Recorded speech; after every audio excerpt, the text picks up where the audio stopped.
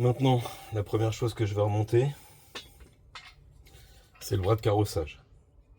Donc ce bras de carrossage, comme son nom l'indique, il permet de régler le carrossage du train arrière.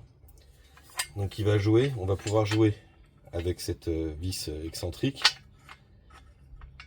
On va pouvoir plus ou moins avancer ou reculer ce bras et donc pour plus ou moins pencher la roue. C'est pour ça qu'il est important, au moment où vous démontez, de bien repérer comment est réglée votre vis de carrossage, votre vis excentrique. Il y en a une sur ce bras-là et une autre sur le bras qui va venir ici. Moi, évidemment, quand j'ai démonté, j'avais pas repéré. Heureusement, comme je filme à peu près tout, j'ai repris mes vidéos et j'ai pu, à l'aide de mes vidéos, retrouver le réglage. Il faudra quoi qu'il arrive à la fin que je fasse faire une géométrie. Mais bon, je serai à peu près bon. Ce bras, je vais juste le positionner, comme tous les autres dans un premier temps, puisque de toute façon, il faudra les serrer en position normale. Et en plus de ça, si je le serre avec le réglage de carrossage, je vais avoir des difficultés à mettre les autres bras sur le porte-moyeu. Donc il faut ici que je le laisse libre, de façon à pouvoir le tourner, pour pouvoir jouer sur le porte-moyeu, pour mettre tranquillement tous les autres bras ensuite. Donc là pour l'instant, je présente uniquement.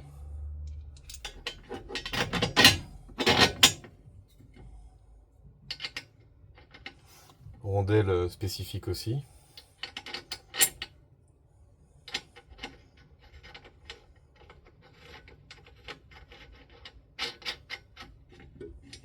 Ensuite, je vais m'intéresser à mon ressort. Le ressort, à la base, déjà pour le côté haut et le côté bas, au cas où vous avez un doute, moi j'avais un marquage, j'avais ce marquage là. Donc je sais que le bas est ici et le haut est ici. Sur le coup, quand j'ai démonté, je me suis demandé comment j'allais bien identifier comment étaient montées les coupelles, voilà, comment elles étaient exactement montées, dans quel sens, à cet endroit-là et à cet endroit-là, puisque c'est ici qui va venir le ressort. Et en fait, c'est quand même bien foutu, parce qu'il y a comme des détrompeurs.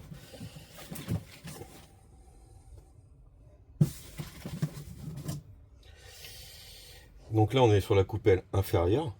Donc le ressort, il faut qu'il vienne en appui. Le ressort, il faut qu'il vienne en appui ici.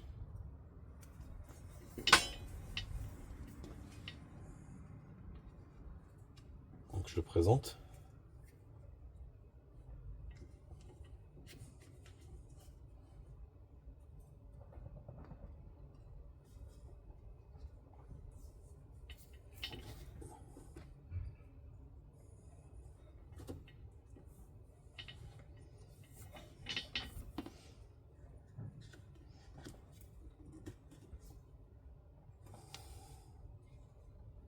Voilà.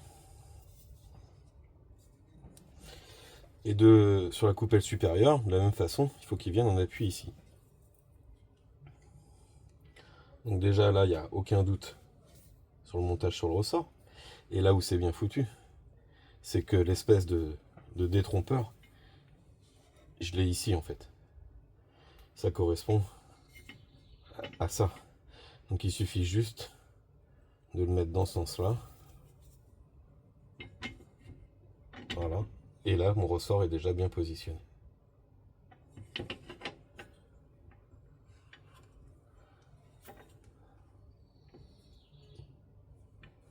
Voilà. Donc première chose que je vais faire, je vais légèrement comprimer le ressort avec le cric. Là, il va falloir que je mette la coupelle d'amortisseur. Donc je pense que je vais le comprimer en prenant juste en dessous.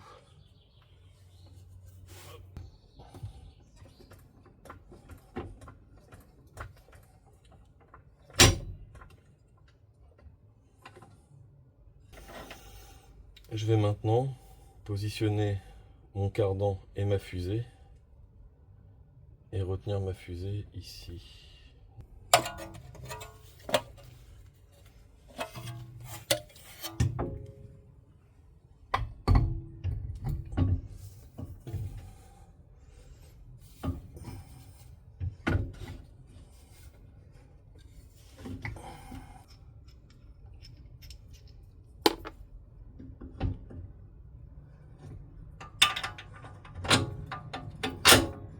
Ok. Donc là ensuite, je viens de le mettre. J'ai juste mis 2 vis sur le cardan, histoire de le tenir.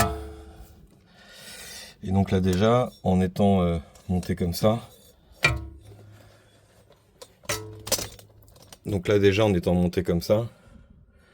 je vois bien, enfin je suis libre de mes mouvements.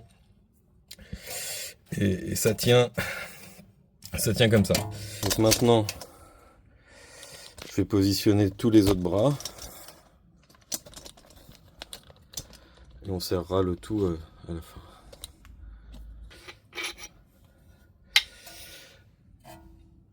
Le côté arrondi, côté amortisseur.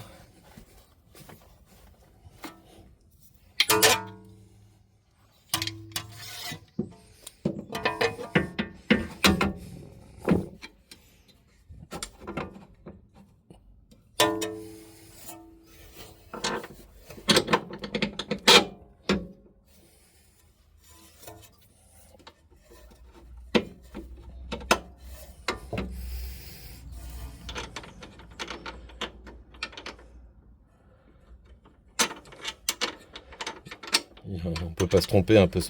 La rondelle ne peut se mettre que dans une position. Ok.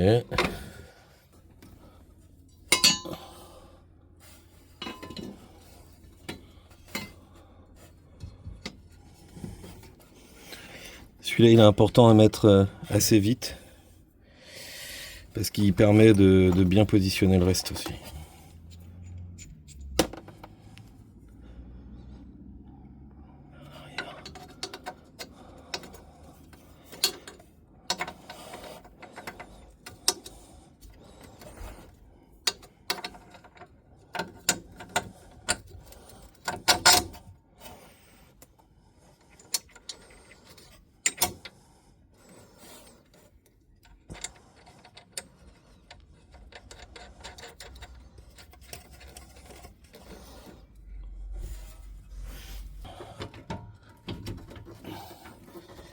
Ce bras-là est vraiment important à mettre quasiment en premier. Là, je suis pas mal.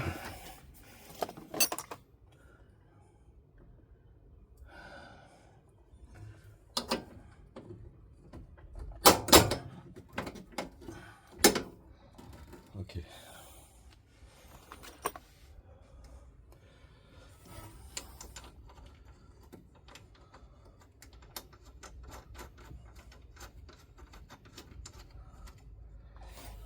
Ok. Du coup, je vais décompresser. Je vais maintenant décompresser au maximum. Et prendre appui plutôt ici pour lever ensuite.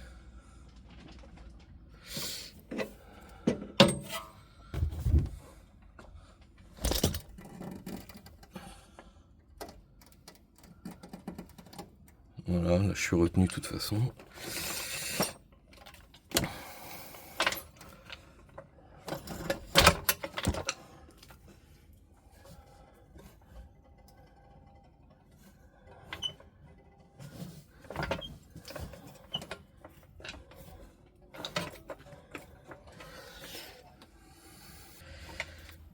Essayer de pas plus abîmer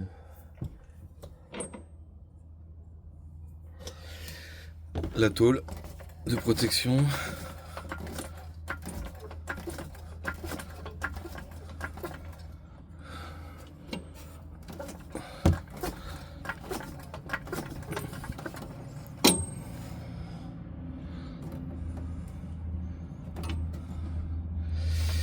Je je vais placer d'autres bras et puis je redécomprimerai encore après pour que quand je lèverai au final ce soit le plus droit possible. Les bras m'aideront ensuite pour ça.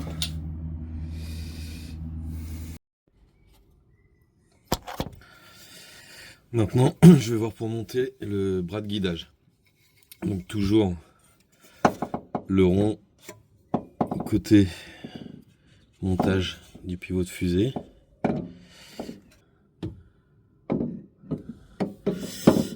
Bon, tout voir.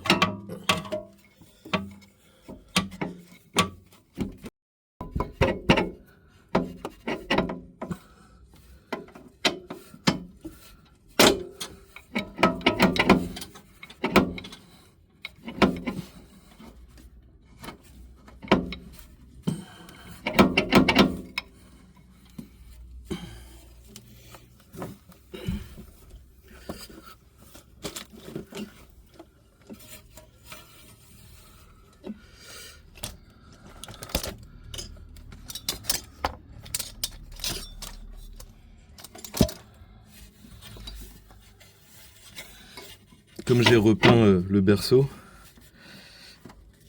la vis a du mal à passer. J'ai déjà dû poncer.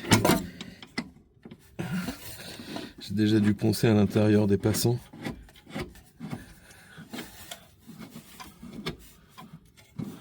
Et bon, avant de faire ça, je vais mettre l'écrou parce que ça va me faire chier.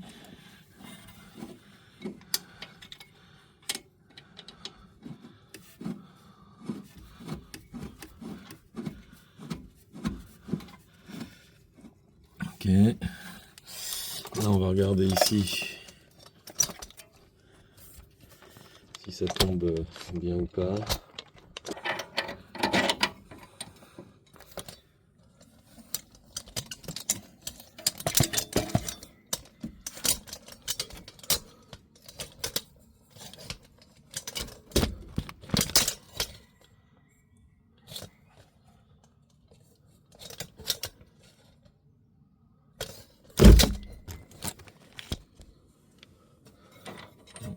J'espère que la vue est bonne parce que je peux pas vérifier. Alors,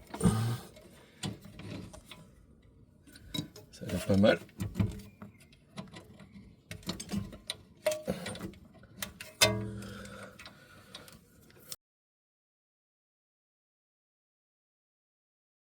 Ok, je sers pas.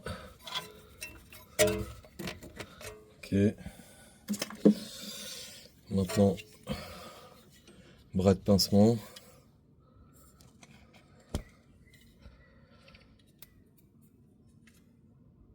Je crois qu'il s'appelle comme ça, je sais plus trop. Bref, un bras quoi.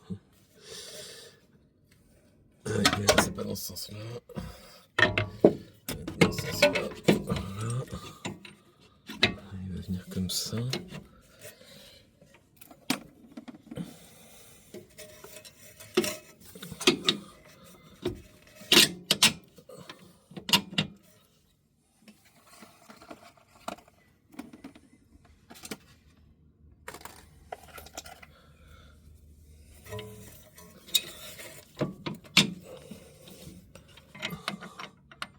Et là, on a l'air pas mal aussi.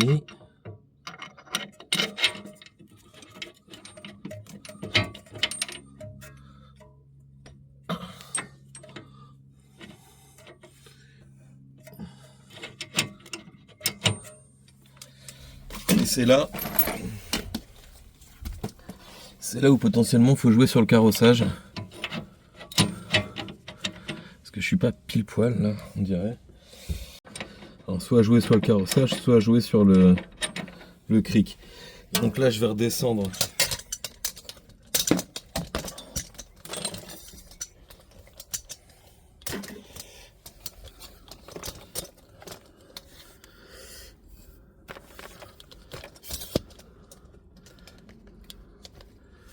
Donc là, je vais redescendre parce que je suis pas bien en face.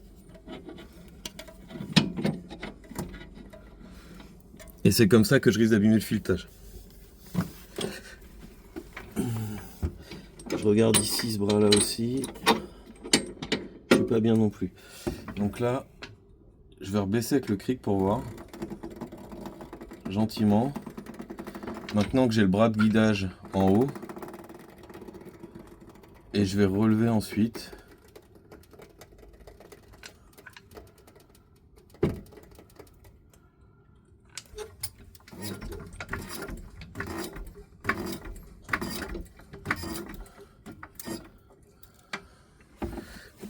Pas trop compressé non plus pour l'instant. Donc là ça n'a pas changé grand chose. Donc je vais reprendre le carrossage derrière. Je vérifie toujours si j'ai un impact avec le cric parce que ça peut jouer. Hein. Là je avance. Alors là je avance. Ça va pas. Il faut au contraire que je recule. Donc là je recule le carrossage. Normalement là je suis en position la plus reculée possible.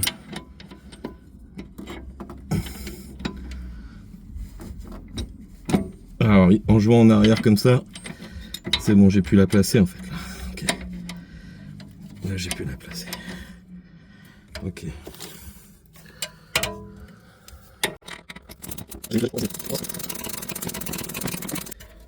Ok, je suis pas mal.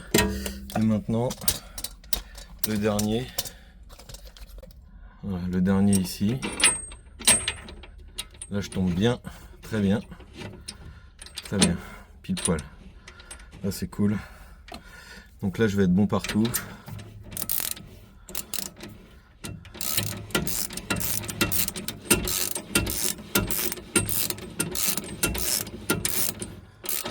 Pas mal.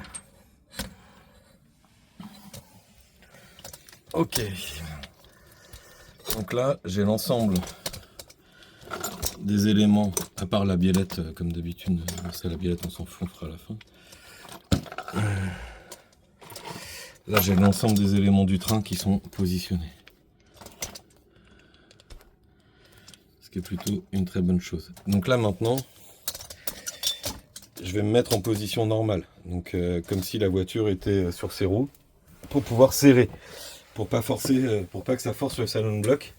Parce que si je serre en position basse, et qu'ensuite, quand la voiture sera sur ses roues, ça va forcer sur tous les silent blocks, puisque les bras restent à ce niveau-là. Quand on serre au niveau du berceau,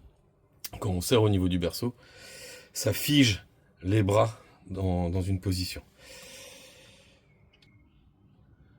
38 quelque chose, encore un tout petit coup.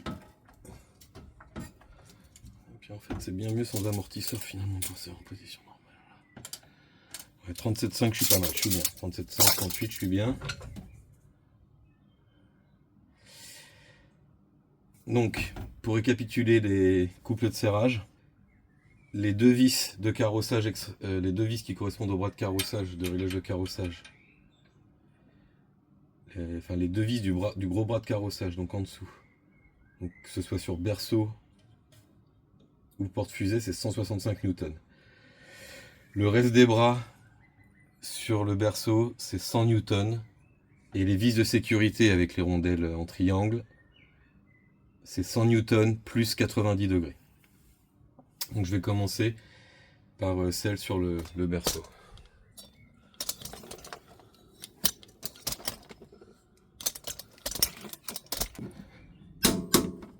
Ok.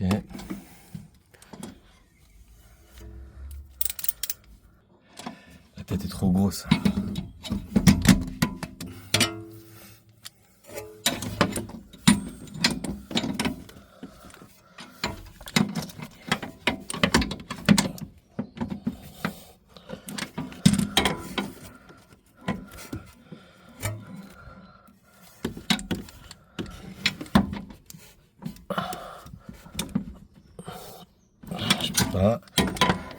J'aime bien me faire chier. Je sens que ma dynamo elle passera pas.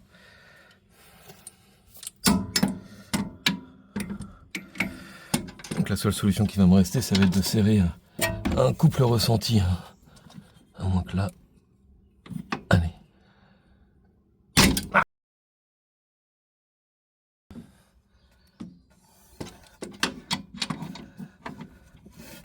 pourquoi elle mord pas, bordel?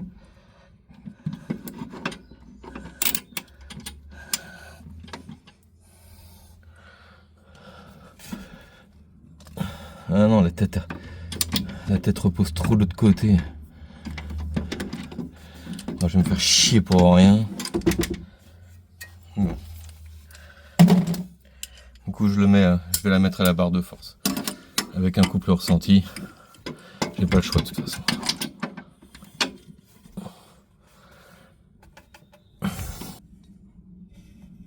Allez, ça sera bien. Largement. Je suis sûr que je suis au-dessus de 100 newtons. Ce bras inférieur là-bas.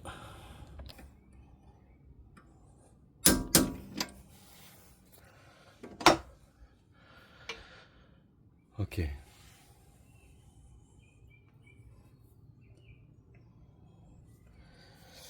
Je finirai par les deux bras de carrossage.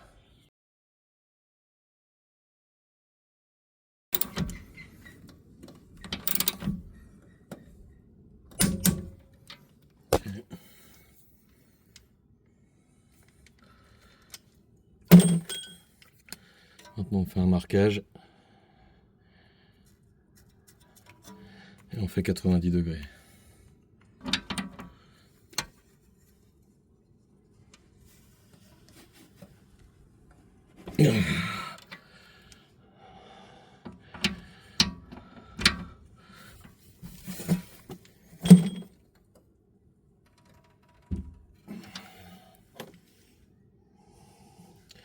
Ok, ça ira bien.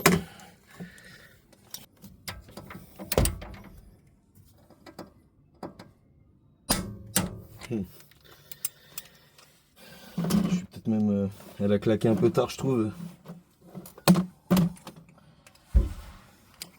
Je suis peut-être même au-dessus.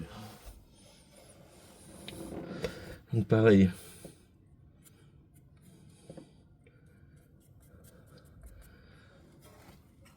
Je crois que je vais pas mettre 90 degrés parce que je pense que je suis à plus de 100 newtons déjà.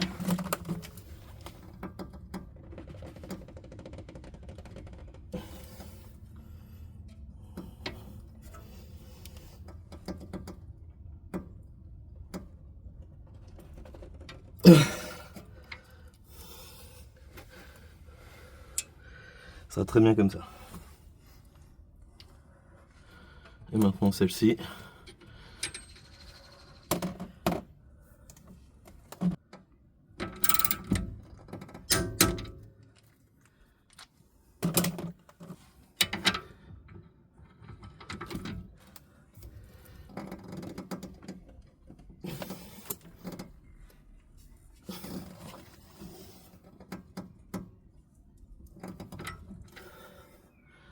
Voilà.